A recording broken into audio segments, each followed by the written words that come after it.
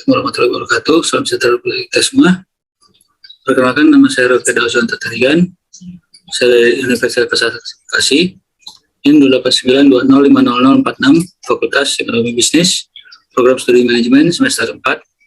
Saya di sini ingin mengerjakan tugas UTS dari mata kuliah Manajemen Logistik dengan dosen pengampu Wina Sari Kusumaning Tias, SIP, SEMM. Kita akan membahas tentang operasional kegiatan logistik. Pada dasarnya kegiatan transport membuat barang-barang yang tersedia harus digali atau dihasilkan di tempat lain juga. Tanpa transport yang ekonomis, maka akan terjadi keterbatasan operasional perusahaan seperti terbatasnya jenis produk, tingginya harga dan kurang efisiensinya penggunaan sumber daya atau resource. Dalam perjalanan logistik, kegiatan transportasi akan menghubungkan antara pabrik, gudang, dan pasar yang terpisah-pisah letaknya. Jadi transportasi memberikan ruang dan memungkinkan terjadinya spesialisasi sehingga akan terjadi penghematan biaya yang lebih besar dalam proses manufaktur dan pemasaran. Dalam bab ini kita akan membahas mengenai operasional kegiatan logistik dan segala sesuatu yang memiliki keterkaitannya. Yang pertama, operasi pergudangan. Keberadaan gudang merupakan salah satu bagian usaha menyeluruh perusahaan untuk mendapatkan kegunaan waktu, tempat, dan kegunaan lainnya.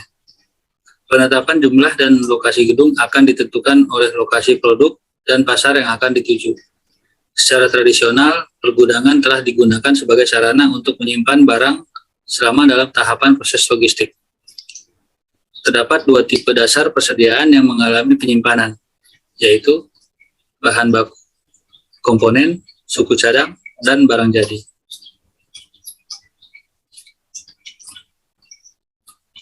Menurut Douglas M. Lambert tahun 1998 menyatakan tentang alasan mengapa perusahaan menyimpan persediaan di gudang. Maka secara tradisional aktivitas pergudangan dilakukan karena salah satu atau lebih dari alasan berikut.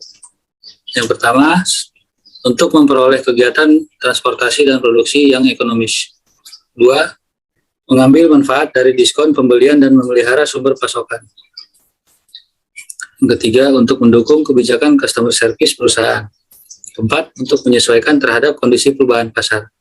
Yang kelima, menyesuaikan beda ruang dan waktu antara produsen dengan konsumen. Yang keenam, memenuhi ongkos logistik terkecil pada tingkat pelayanan yang diharapkan. Yang ketujuh, mendukung program just in time untuk masuk dan pelanggan. Delapan, melayani pelanggan dengan produk majemuk, bukan hanya produk tunggal. Yang kesembilan, menyimpan sementara dari material daur ulang atau dibuang.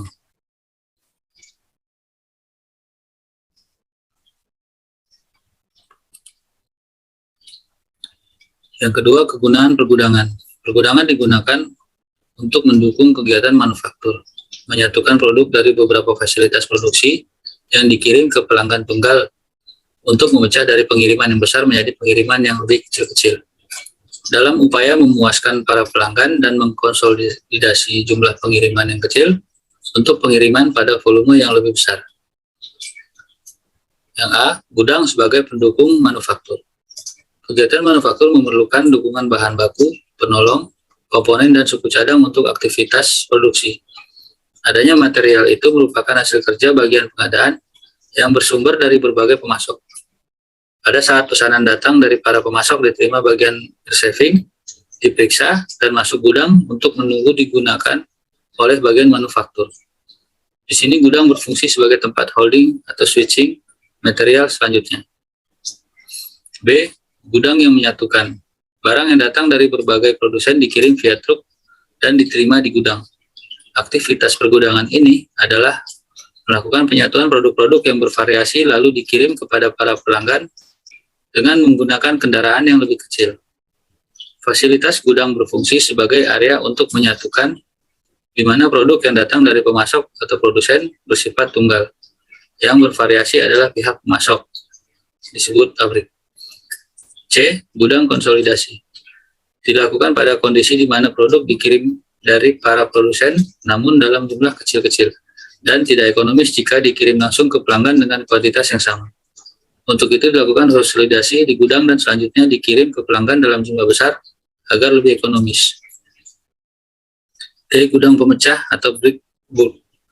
Barang dikirim dalam jumlah besar, namun pelanggan memerlukan dalam jumlah kecil. Untuk itu, fungsi gudang berperan dalam memecah satuan barang dalam bentuk bulk menjadi suatu satuan kecil agar bisa dikirim ke pelanggan. Berdasarkan kegunaan gudang, jelas bahwa aktivitas pergudangan tidak hanya sebagai titik simpan atau holding point, tetapi juga berfungsi sebagai titik alir lewat the flow through atau titik pintas, sebagai pusat informasi, persediaan, dan sarana konsolidasi dalam rangka meningkatkan pelayanan kepada pelanggan. Ketiga, pola lokasi gudang. Lokasi yang tepat dibutuhkan dalam mendesain sistem logistik agar memperoleh gudang sesuai dengan kebutuhan. Gudang yang didapatkan sebaiknya dapat memberikan pelayanan dan keuntungan biaya dalam suatu pasar tertentu. Penetapan jumlah dan lokasi gudang akan ditentukan oleh lokasi produksi dan pasar yang akan dituju. Secara umum ada 3 tipe pola lokasi gudang yang dikembangkan oleh Hoover, yaitu A.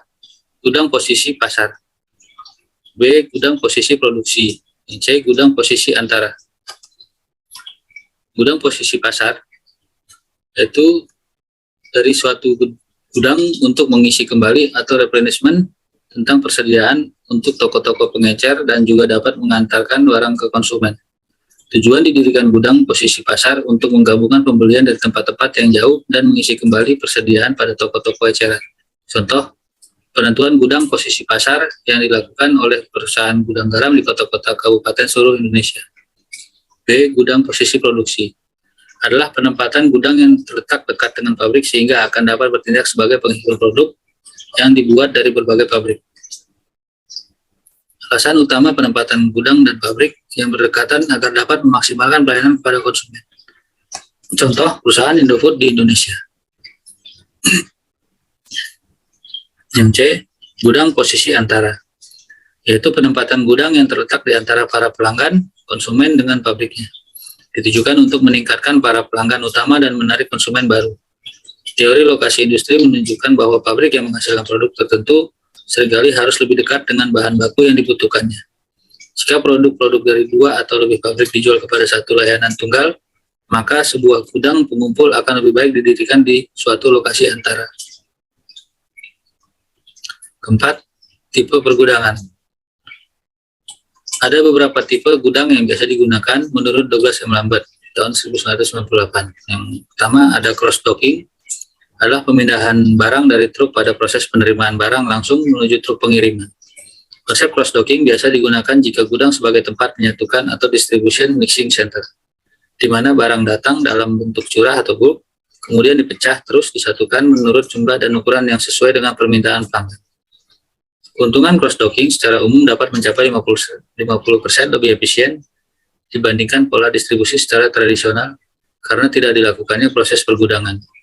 Jika gudang sudah dapat melakukan cross-docking secara normal dan lancar, maka proses efisiensi dapat ditingkatkan karena identik dengan melakukan proses pengiriman langsung ke konsumen atau direct delivery dengan syarat yang harus dipenuhi sebagai berikut. Barang yang diterima sama dengan barang yang dikirim. Yang kedua, tersedia tempat yang memadai. 3, variasi barang sedikit, jumlah barang banyak. 4, jadwal kedatangan truk relatif sama dengan keberangkatan. 5, jenis truk yang sepadan. Dan 6, dokumentasi yang mantap. E. Gudang kontrak atau kontrak warehousing. Gudang kontrak adalah merupakan variasi dari tipe gudang umum atau public warehouse yang diselenggarakan antara pengguna dengan penyelenggara jasa pergudangan. Penyelenggara jasa pergudangan mengkontrakkan gudang dalam jangka panjang hanya kepada satu klien saja, dan operasinya kedua belah pihak berbagi risiko yang berfokus pada produktivitas, pelayanan, dan efisiensi, bukan berdasarkan pada besarnya fee dan struktur tarifnya. Menurut Kenneth B. Ackerman dalam buku Lambert 1998 mendefinisikan bahwa gudang kontrak adalah pengaturan jangka panjang yang saling menguntungkan, yang memberikan keunikan dan kekhususan layanan pergudangan dan logistik yang disesuaikan secara eksklusif untuk satu klien, di mana vendor dan klien berbagi risiko yang terkait dengan operasi, dan berfokus pada produktivitas, layanan, dan efisiensi, bukan biaya dan struktur tarif itu sendiri. C. Gudang umum atau public warehouse. Banyak tipe gudang umum meliputi gudang dagang untuk produk manufaktur, gudang pendingin, gudang bonded, gudang barang rumah tangga dan furniture, gudang komoditas khusus, gudang curah. Setiap tipe gudang dilaksanakan dengan pelayanan khusus yang berbeda. Yang pertama, gudang dagang produk manufaktur. Paling banyak dirancang untuk digunakan oleh pihak manufaktur, distributor, dan pelanggan untuk menyimpan berbagai jenis barang. Dua, gudang pendingin. Gudang penyimpanan dengan suhu terkendali bisa digunakan untuk menyimpan komoditas yang cepat rusak seperti daging, ikan, sayur, dan buah-buahan atau produk farmasi, kertas, film, fotografis, dan lain-lain. Yang ketiga, gudang bonded, yang biasa digunakan untuk menyimpan sementara barang-barang khusus seperti tembakau, minuman beralkohol impor, dan pemerintah mengendalikan barang-barang tersebut baik dalam pengadaan, distribusi, sampai ke pasar. Saat menyimpan barang di gudang ini, importir harus membayar bea cukai ke pemerintah melalui otoritas yang ditunjuk. Yang keempat, gudang barang rumah tangga. Gudang ini digunakan untuk properti pribadi, bukan barang dagangan. Properti disimpan bisa dalam jangka panjang atau hanya singgah sementara. Terdapat 3 alternatif tipe gudang, yaitu barang rumah tangga disimpan di lantai secara terbuka dengan perhitungan berdasarkan volume barang yang disimpan dalam 1 bulan. Kedua, barang disimpan dalam ruang khusus atau ruang besi di mana pengguna merasa aman karena barang terkunci secara khusus dan terpisah dengan barang lain. Yang ketiga, barang disimpan, dikemas, dan dimasukkan ke dalam peti kemas.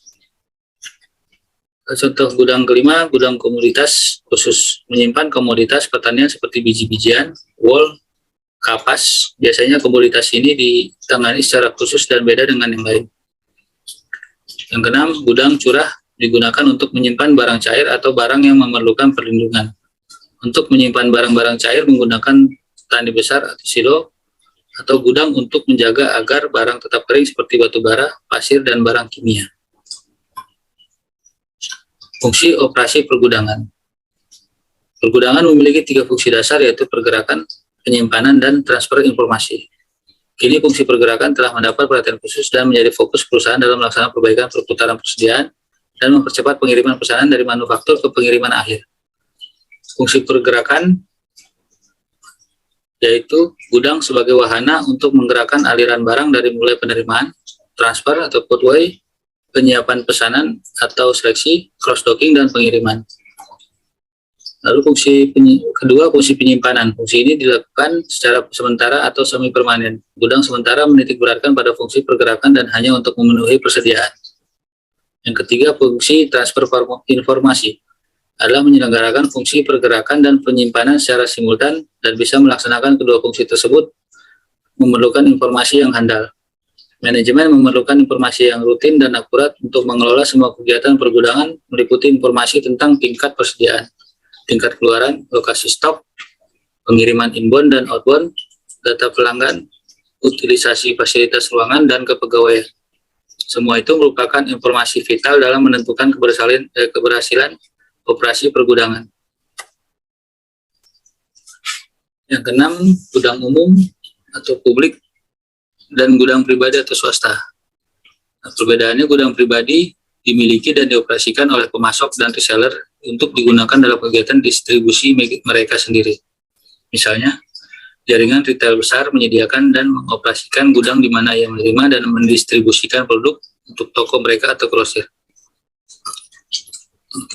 Gudang publik atau umum merupakan ruang yang disewakan untuk mengatasi kebutuhan distribusi jangka pendek.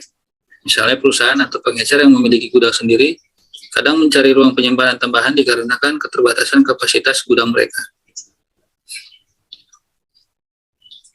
Sini manajer logistik harus mengerti tentang keunggulan dan kelemahan khususnya dipandang dari aspek finansial, apakah perusahaan menggunakan gudang umum atau menyewa atau gudang privat milik sendiri atau leasing. Di sini bisa kita lihat perbedaannya. Gudang umum, unggulan perlindungan modal, mampu meningkatkan ruang kondisi puncak, mengurangi risiko, skala ekonomis, fleksibilitas, kumpulan pajak, pengetahuan khusus untuk ongkos dan handling, meminimumkan potensi perselisihan buruh. Kelemahannya, masalah komunikasi, kurang pelayanan khusus, dan kekurangan ruang simpan.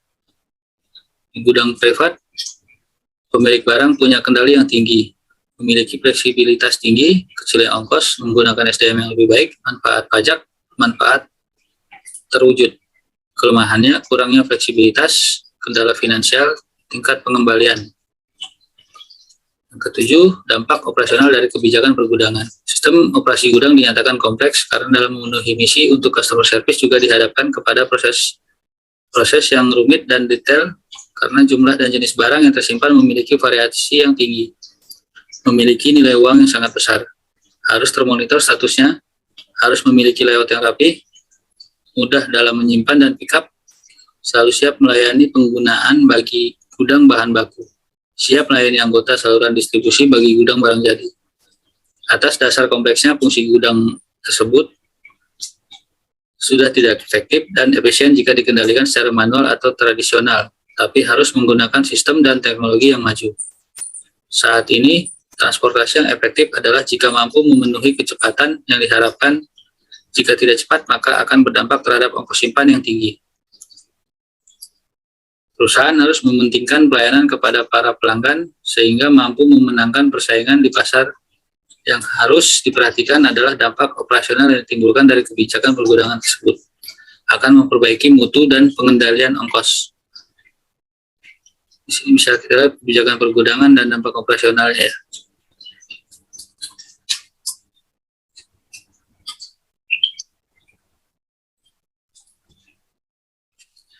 Lalu ke-8, kasus dan solusi. Kasus pandemi COVID-19 menghantam semua lini ekonomi dan bisnis Indonesia. Salah satu sektor yang terpapar cukup fatal adalah logistik. Penerapan new normal pun diprediksi tidak mudah mengangkat kembali bisnis logistik. Penurunan daya beli masyarakat yang sangat tajam sehingga barang-barang yang ada dalam gudang menjadi tidak banyak bergerak. Oleh karena itu, di masa pandemi ini, masalah pengelolaan gudang dapat menjadi permasalahan serius bagi pelaku usaha. Ada 5 permasalahan yang sering terjadi pada operasional gudang pada umumnya, yaitu 1. Selisih stok barang, 2. Pengelolaan barang yang masih bersifat manual, 3. Kurang teliti dalam proses penerimaan dan pengiriman barang, yang keempat, pengelolaan lokasi persediaan yang buruk, yang kelima, produk kadaluarsa tercampur dengan produk lainnya. Dan solusinya, jika sistem kerja tradisional masih diberlakukan dalam operasional pergudangan seperti kegiatan saving, storage, tracing, picking, dan shipping, maka potensi human error dan ketidakakuratan akan tinggi.